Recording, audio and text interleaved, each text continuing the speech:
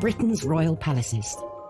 Majestic, It's absolutely dripping in history. luxurious, The White Drawing Room at Buckingham Palace is like a scene from a Disney film. and packed to the rafters with incredible secrets. Secrets that the royal family would much prefer not to be made public. From royal courtships to royal births to royal marriages and scandals, the palaces have played host to all of that. This series goes behind palace walls. The royal palaces represent the monarchy and have incredible history. We'll learn how these iconic creations were built. 16th century kings built with brick in a way that we wouldn't recognise today. This is George IV leaving his mark on the centre of London. Uncover the spectacular palace art housed within. The royal collection is vast, and I mean vast. It has more than 1 million objects spread across all of the royal palaces. Just imagine what has been collected over centuries. So this collection is unlike any other collection in the world. Discover their gruesome stories. It's an amazing insight into the royals' history, but also our common history. Frankly, if you're going to cut the head off a king, it's got to be done in a palace. And relive the recent events that shaped the modern royal family. The whole case was an absolute fiasco and a huge embarrassment. The Queen was particularly aggrieved that Harry had done it in the way that he had. This is The Secrets of the Royal Palaces.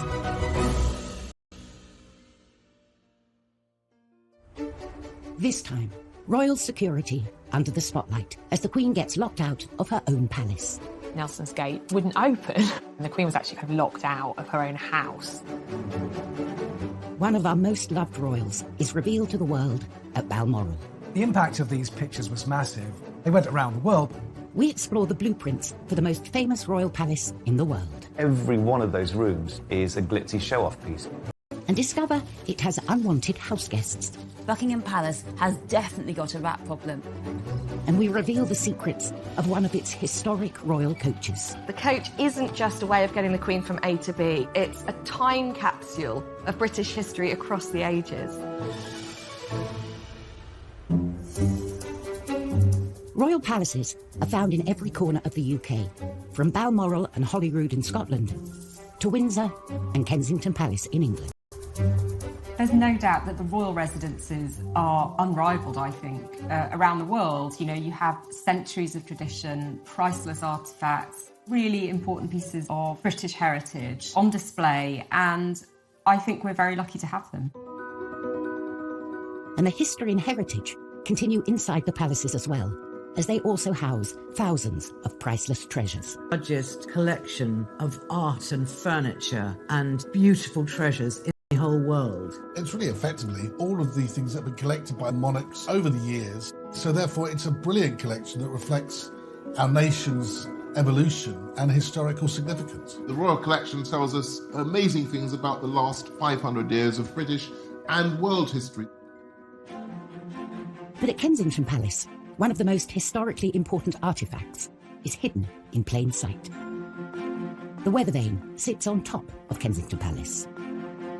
Built in 1605, the palace is one of the country's most popular visitor attractions, with over 500,000 people a year walking through these gilded gates. I think most people who come to Kensington Palace are hoping to spot a royal. Sitting on the roof, this weather vane is one of the palace's most incredible secrets, a beautiful golden object nestled between the royal chimney pots. When you approach Kensington Palace, if you look up on the rooftops, you might just make out the glitter of a weather vane, but there is more than meets the eye to this thing.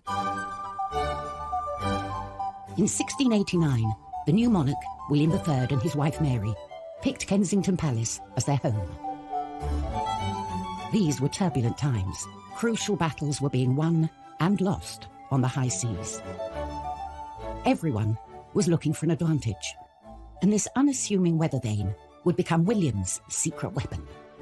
He had his navy out at sea at battle, and by knowing what direction the wind was blowing in, he'd know whether battle would go in his favour or against him. But it's what lies beneath this weather vane that makes it one of a kind. What William did was he commissioned a really ingenious object that's somewhere between art and engineering. And what it meant was that he didn't need to be outside to see the direction of the weather. Down in the King's Gallery, there is a map above the fireplace. This map is so important because it became the very centre of King William's military operations. It's got the 4 continents in the corner, and Great Britain has been made much larger in scale in comparison to the rest of Europe, particularly France, with whom England was at war at the time. It's an amazing work of art, but what's incredible also is the metal dial and how that works. Connecting the two are a series of pulleys. So as the weather vane moves on the roof of Kensington Palace, a dial shifts on the face of the map.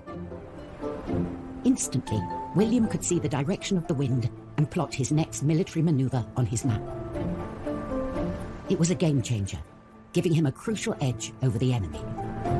William that they created, and amazingly it's still in perfect working order more than 300 years later. William's weather vane may be subtle and hidden away, but Kensington Palace most certainly isn't. It's one of the most public and easily accessible of all the palaces. For privacy, the royals retreat up to Scotland, to their most secluded palace, Balmoral. Located 100 miles northeast of Edinburgh, Balmoral Estate has been a royal palace since 1852, when Queen Victoria and Prince Albert bought the land and commissioned the castle. Balmoral is where the royals go on holiday, but it's not like the kind of holiday the rest of us have. They are woken to bagpipes in the morning.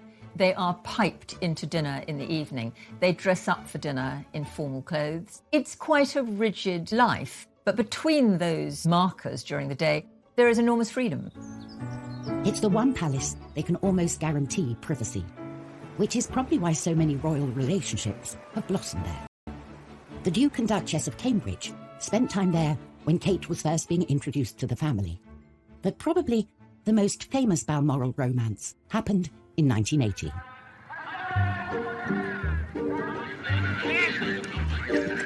Prince Charles was getting a bit of a reputation as a man about town and was showing no signs of settling down. The first duty of the Prince of Wales was to find a wife, produce heirs to the throne, because that is their number one priority, securing the line of succession. After a series of failed relationships, pressure was mounting from within his family for him to find a suitable match. He was over 30. He had had a string of girlfriends. His father felt that it really was important that he needed to settle down, stop being a playboy, stop playing the field, and find a wife. And the press was also getting restless, going into a feeding frenzy whenever Charles was seen out with a lady. There was a lot of speculation, poor fellow, whenever he was seen with anybody, is she the one? He did feel pressure, there's no question, from the press, from the media, and indeed from his own family. Then, in September 1980, Prince Charles asked the Queen to invite his latest girlfriend, one Diana Spencer, to Balmoral for the weekend. A positive sign that this relationship was important to him. But for any potential wife or husband, there is a secret tradition that takes place at this royal palace. The Balmoral test, a pretty terrifying moment for any would-be royal girlfriend. You're really given the... Stay in one of the royal residences. I mean, there's a lot of pressure to try and get it right. And other girlfriends of Prince Charles had fallen down. Would Diana pass the Balmoral test? This was a make-or-break moment for the budding relationship. The Queen thought this girl is completely charming and she seems to love everything about the outdoors, which of course she didn't at all. But she was really putting on a good show. Diana was a huge hit at Balmoral that summer. She fitted in with everything that the royals do up there. She went for long walks, she fell in puddles of mud and got up and roared with laughter. Everybody fell for her that weekend. They have lots of outdoor barbecues where Prince Philip usually prepares and cooks the food. The Queen often does the washing up. And Diana was very happy to help. She rolled up her sleeves, by all accounts. She absolutely nailed it. Coming up in Secrets of the Royal Palaces, we learn how Diana was always one step ahead of the palace paparazzi. When I moved to either side to try and photograph her, she used the mirror to keep a tree between me and her. Very clever. And we discover how the Queen Mother dealt with unwanted house guests. She got the gun and she used to shoot them in the ruins of this assembled part of Buckingham Palace.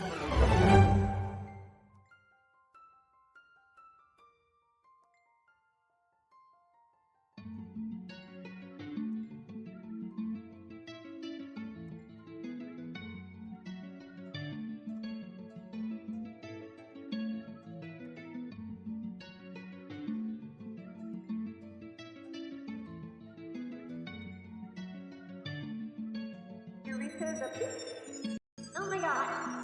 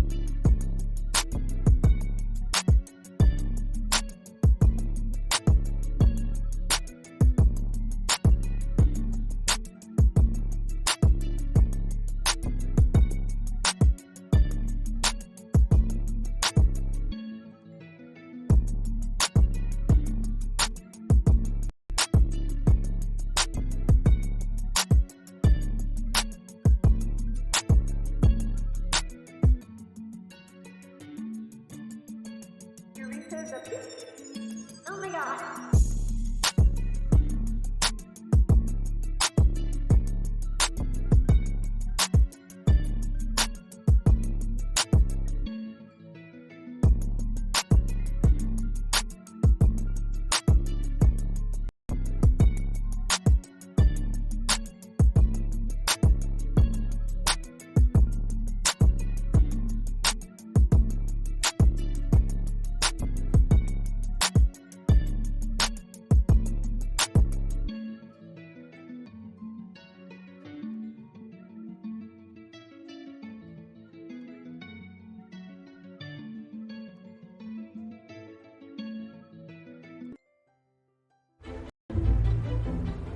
The royal palaces come in all shapes and sizes.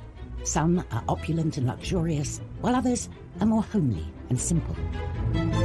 Palaces like Buckingham Palace demand attention, another backdrop for huge affairs of state, while others are just for the family, more secluded and secretive. In September 1980, one palace, Balmoral, was hiding a secret within its 50,000 acres. A secret that, when it got out, was going to change the royal family forever. The royal family have an annual holiday at Balmoral. It is one of the high spots of their year, and they are very private there. The press normally leave them alone for quite a lot of the time when they're at Balmoral. But this year, they were joined by Prince Charles's girlfriend, Diana Spencer. She had already passed the royals' Balmoral test and got the family blessing. But now, she faced the toughest test of all. How would she deal with the press? The press knew that there was someone around, but they couldn't quite identify which of the glamorous, bright young things who were sort of fluttering around Charles was the latest girlfriend was. So they kind of got away with it for a bit. Photographer Ken Lennox was a regular visitor to Balmoral, taking pictures of the royals on the moors and around the estate. I arrived early because Prince Charles would often do a spot of fishing in the River Dee. As I walked from the car towards the river, I saw that there was a young girl there, blonde, quite close to Prince Charles. The girl saw me and left Prince Charles and went into some giant fir trees. The next thing I saw, a compact mirror coming out from behind a tree. She turned her back to them, and I think she held up a mirror so she could see them, and they saw the mirror glinting. In her life, Diana proved herself savvy. She deliberately didn't want to be photographed. She used that mirror as she walked away, and when I moved to either side to try and photograph her, she used the mirror to keep a tree between me and her. Very clever. I think there's a very good argument for saying that the way she behaved that morning on the riverbank did display an early sign of her unique savviness when it came to spotting a camera and the activities of the press. It must have been dawning on Diana now what she was letting herself in for. Keen to capture this newcomer, Ken returned to the riverbank in the afternoon.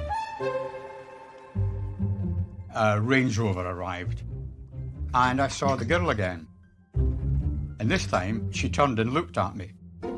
She turned and looked right into the lens. I took a photograph, through some snow, and she turned her head away and went into the fishing hut. But when I got back, despite the bad light and the snow and everything, I got a recognisable photograph of this girl, Lady Diana Spencer. Ken didn't know it then, but he had just captured the first evidence of a relationship between Prince Charles and his future wife. I didn't think of romance at all at that stage. It was when one of the royal retinue said to me, "I hear you photographed young Diana Spencer." I said, "Yes, I did." And he said, "Don't dismiss it, Ken," which indicated that he thought there was more to come and that it wasn't just a weekend thing. These pictures were the definitive proof of a relationship between Charles and Diana. Ken had a scoop. Charles's new girlfriend and potential future queen. When these pictures were published, oh, is it a new girl in Prince Charles's life? Who is she? And she's very much in the sort of Balmoral milieu. This aroused lots and lots of interest and lots of speculation, which is great for the press, but more difficult, I think, if you're Diana. The impact of these pictures was massive. They went around the world because at that moment he was the most eligible bachelor in the world. And the fact that this girl, Diana, we now know, was back there so soon after the first spotting obviously was significant. She was suddenly front page news. And really from that time on, from September 1980 onwards, for the rest of her life, Diana was on the front pages, and she rarely left them. Hidden away in the Highlands of Scotland, Balmoral had proved the perfect palace backdrop for this blossoming relationship. Buckingham Palace, on the other hand, was designed to be seen. It's the most famous and most visited of all the royal palaces. It's pomp and circumstance, it's royalty, it's queen, it's the most iconic palace in the entire world. Buckingham Palace is Monarchy HQ. It is the headquarters of the firm, the British royal family. Buckingham Palace was the brainchild of one man, King George IV. George IV was a very self-indulgent king. He loved the pomp and pageantry, and he wanted a palace that was fit for a monarchy that had growing world significance.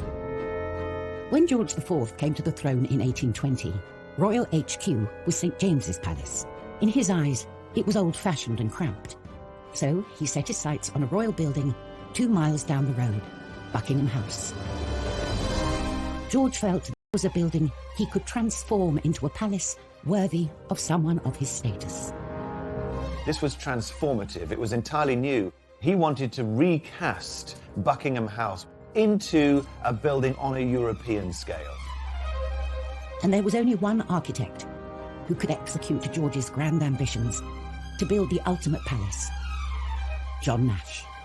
He'd already built some of the most spectacular buildings Britain had ever seen, including the Theatre Royal Haymarket and Brighton's Royal Pavilion.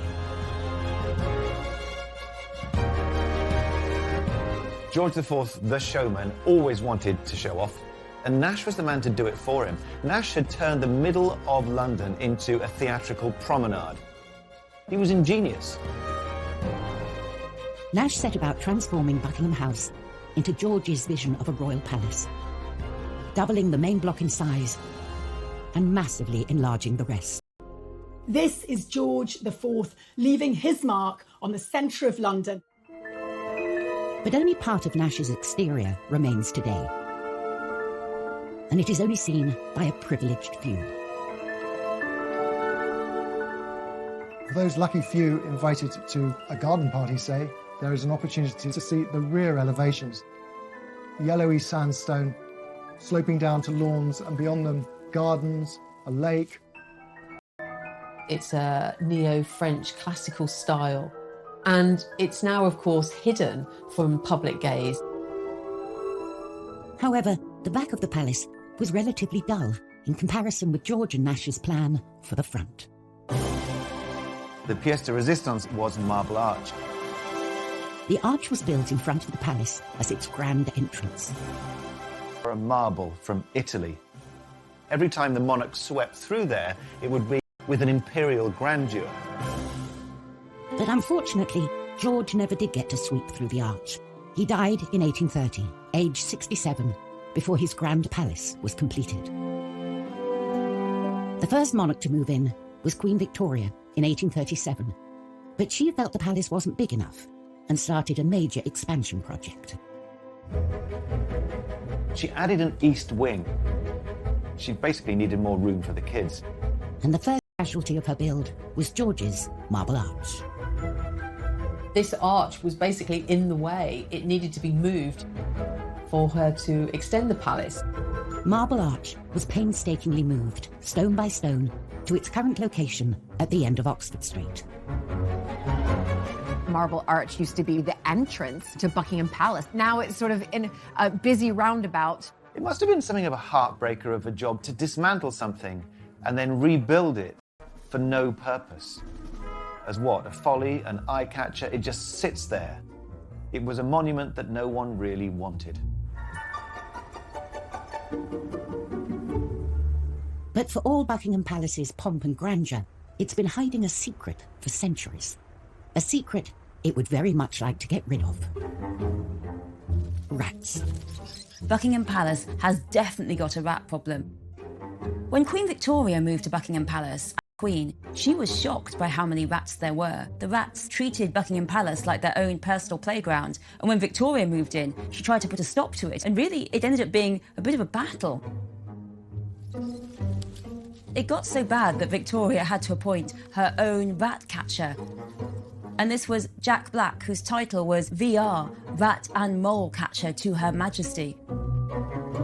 And he really was the rat whisperer. I think that Victoria really hoped that he would exterminate the rats for good, but I'm afraid he didn't. The rats continued to plague Buckingham Palace throughout the reigns of all the monarchs. And in World War II, the Queen Mother used to use the rats as target practice. So she had a gun and she was practicing for what to do in case Hitler invaded and she was kidnapped. So she was using these rats for target practice. She got the gun and she used to shoot them in the ruins of this crumbled part of Buckingham Palace. So the rats have always been a problem throughout all of Buckingham Palace. As recently as 2019, exterminators were called in because rats were seen tearing through the royal kitchens. I honestly think that the best place to be in London if you're a rat is Buckingham Palace. There's lots of food, there's lots of hidden places, there's lots of holes because it's such an old house. So rats have a good time in Buckingham Palace and they historically always lurking under the floorboards. Still to come on Secrets of the Royal Palaces, Nash and George's grand front gate has gone. The palace's dazzling staterooms more than compensate. The White Drawing Room is exquisite, and that's so deliberate. It's all about reinforcing the mystery of monarchy. And a royal hellraiser wreaks havoc at St. James's. Suddenly his court became one of extravagance, of hedonism, and certainly of women.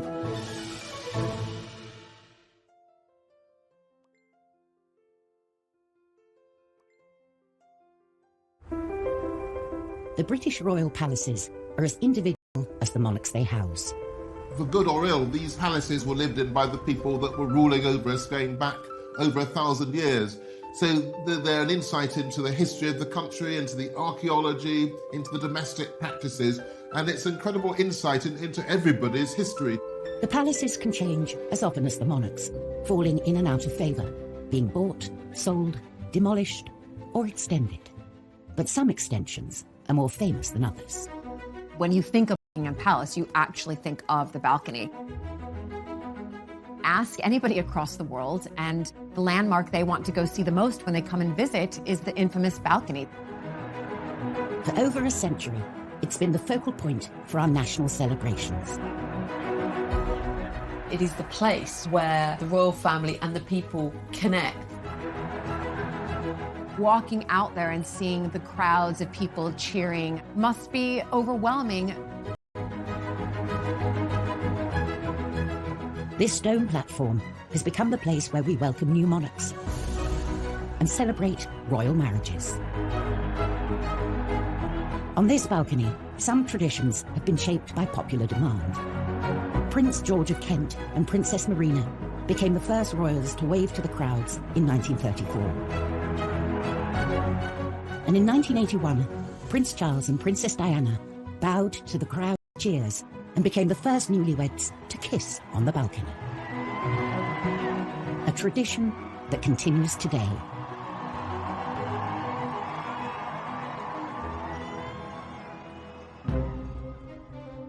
The balcony we know today was born out of an ambitious plan to overhaul London's ceremonial centre in the early 20th century.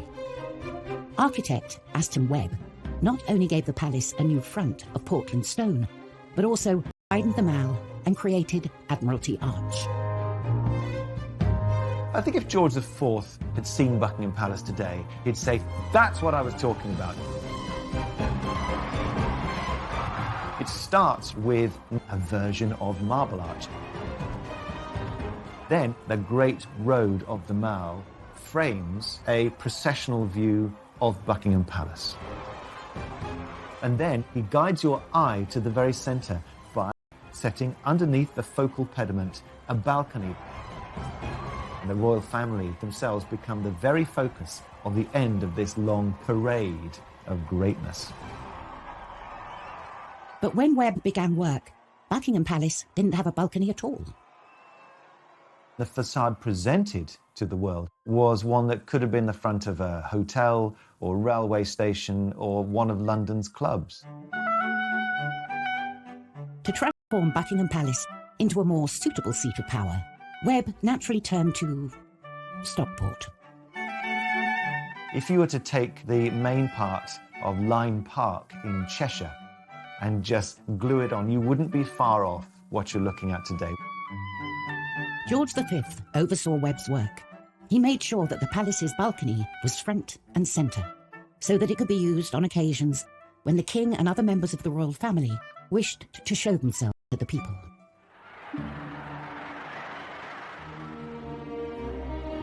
Just months after the building was completed, World War I broke out, and the crowds gathered to seek reassurance from the king. But perhaps the balcony's most defining moment came on VE Day in 1945. They talked of it being draped in crimson and fringed in gold, across the sort of grey slash that is the frontage of Buck Pal. There is this kind of extraordinary flicker of hope and majesty around which everyone could gather and cheer and say hallelujah because the war was over. It gives a focal point, if you like, for national emotion. Millions watch the royal family standing on the palace's balcony, unaware it's a copy of a Stockport stately home. But not all monarchs use their palaces to celebrate moments of national pride. Back in the 17th century, in particular, hell-raising Earl used St. James's Palace to throw bashes that threatened to ruin the reputation of his king, Charles II. Charles had a group of male friends, which was perhaps the most shocking group of male friends you could possibly imagine, and they were called the Merry Gang. His court became one of extravagance, of hedonism, and certainly of women. The head of this lot was John Wilmot, 2nd Earl of Rochester, who we know now through what are the rudest poems in the canon of English literature you will ever find. I mean, there aren't many about trees and flowers, frankly, that everyone did go too far. And what he did was he wrote this poem called A Satire on Charles II, and it was savage. It savaged the king, it savaged the court, and it was so disdainful. And this is the worst line for me. Rochester said of the king, "Restless he rolls about, from whore to whore, a merry monarch, scandalous and poor." So Rochester really was never again the king's friend. This poem marks the final break. That was the end of Rochester as being part of the king's court until his death, finally, fittingly, of syphilis in 1680.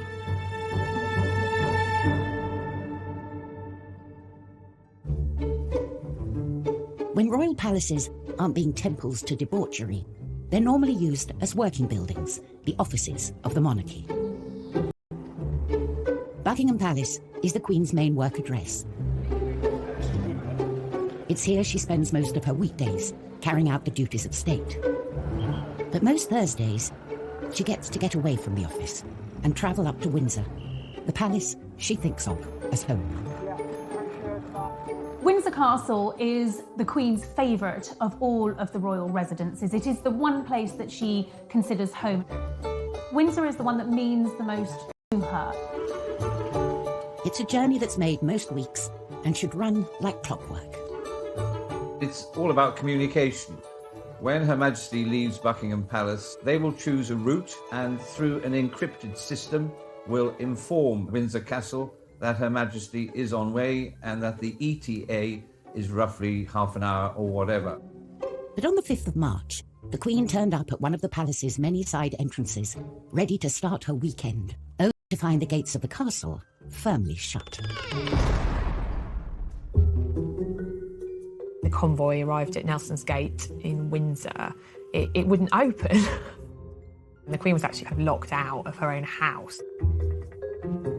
Normally with royalty, it's rather like the door at number 10, it opens as you arrive. Similarly with royalty arriving at a palace, the gates open and then the gates shut after she's gone in. But just didn't seem to happen this particular day, which is astonishing, really. Clearly, communication went wrong with whoever was charged with opening that door.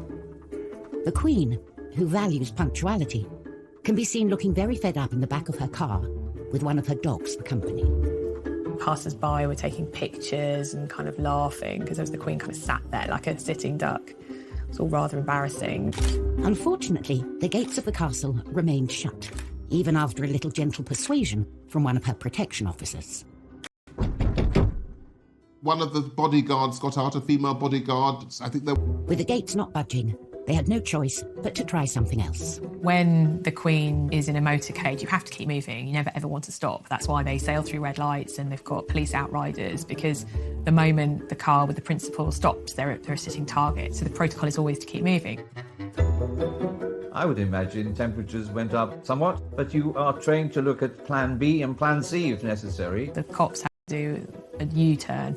The cars had to do like a kind of circuit of Windsor while they alerted staff to get the gate open.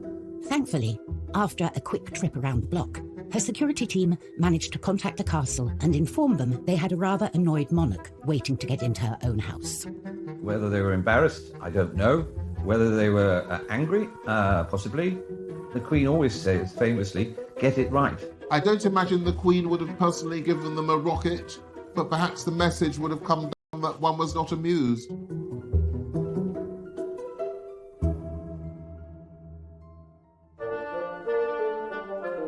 The royal palaces house an extraordinary range of art and design objects, and some are as practical as they are beautiful. None more so than the Queen's collection of carriages, a vital and iconic part of any royal celebration.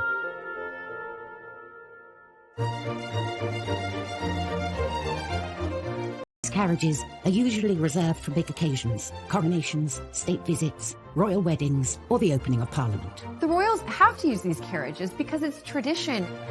It's what we all remember. It's what we see in the history books. It's what we envision. They form part of that pomp and ceremony and circumstance that we associate with monarchy and that the public enjoy. I never want the royal carriages to go away. There are more than 100 coaches in the royal collection, and the most important carriages are held here, at Buckingham Palace's Royal Mews.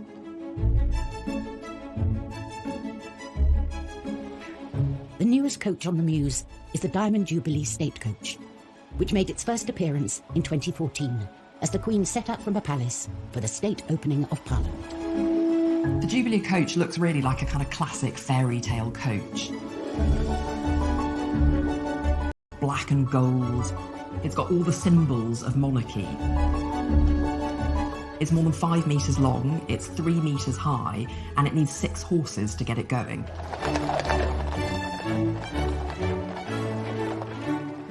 And of course, the perfectly clean and large windows allow her subjects a glimpse of the monarch as she passes by. We can see them much better. If they were in a car, it's faster. There's not as many sort of And due to a secret 360-degree camera hidden in the golden crown on the top of the coach, the Queen gets to peek out at her subjects as they peek in. Coming up on Secrets of the Royal Palaces, we reveal the secrets hidden inside the Queen's most luxurious carriage. You can see immediately that something special is going on. And in our final tour of Buckingham Palace, we take you into the heart of the incredible staterooms, dripping with gold, and a hidden passageway. The White Drawing Room at Buckingham Palace is like a scene from a Disney film in many ways.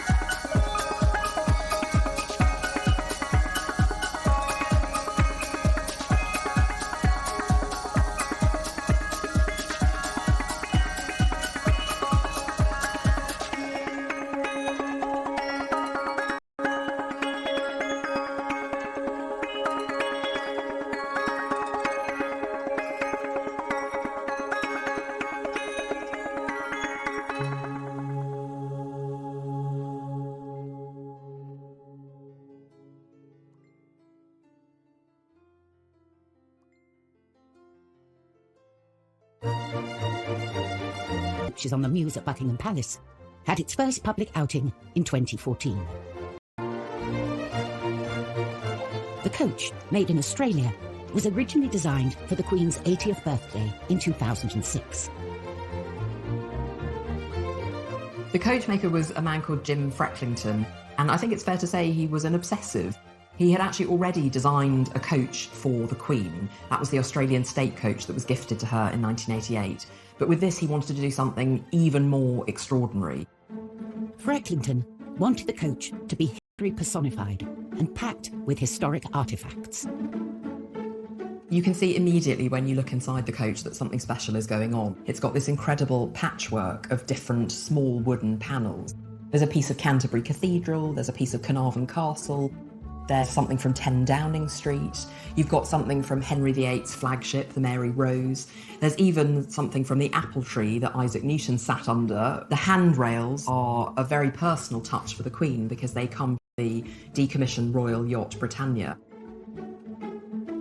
The coach isn't just a way of getting the Queen from A to B. It's a museum on wheels. It's a time capsule of British history across the ages.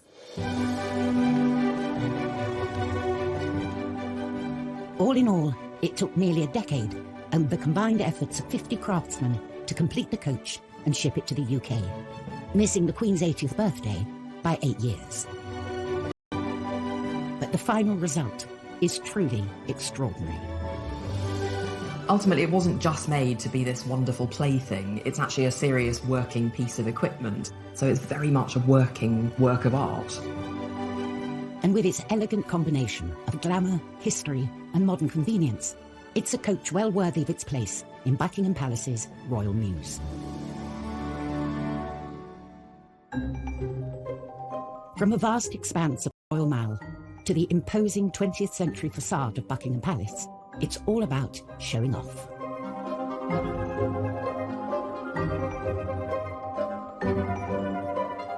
Well, you walk in, it's a little bit like the TARDIS. You get past the kind of dull grey exterior and in you go, and all is opulence. And this wonderful sense of being transported into another world.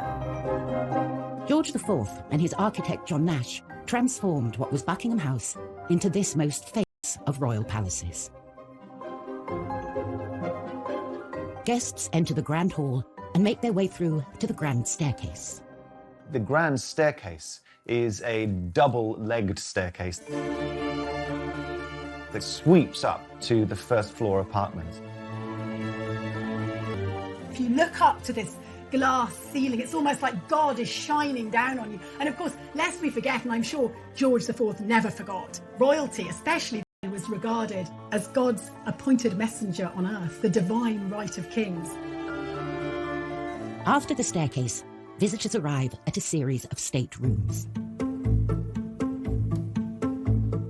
The sequence of rooms by design in a royal palace are intended to get grander and grander as you get closer and closer to the heart of the monarchy and the private apartments of the monarch. But what's notable here is that they're all splendid. The state rooms contain many great treasures from the royal collection, including the greatest painting and sculptures through the ages, and some of the best English and French furniture in the world. Every one of those rooms is a glitzy show-off piece. The grandest of all the state rooms is the White Drawing Room. The White Drawing Room is exquisite, and that's so deliberate. It's all about reinforcing the mystery of monarchy. The grandest of the staterooms, adorned with French and English finest porcelain and furniture. The White Drawing Room at Buckingham Palace is like a scene from a Disney film in many ways. You have these incredible high ceilings, everything decorated in gold, gold piano, enormous chandeliers. You know, it's what you'd imagine the Queen's Palace to look like.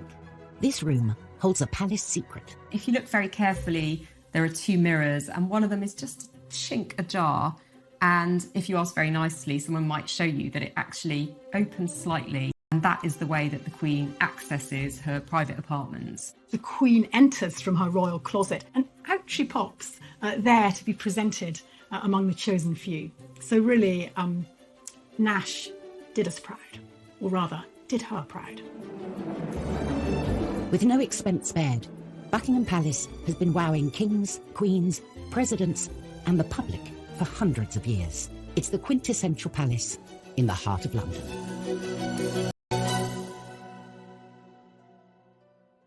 Next time, an ex-royal butler accused of stealing from the palace reveals the impact of these shocking charges. The bottom of my wall fell out. I was heading straight to prison. We uncover the secrets of Balmoral, a favourite getaway for generations of royals. This was their patch, where they could do things how they liked. And tensions rise at the palace as President Trump breaks the rules. Trump knew he needed to be on the very best behavior.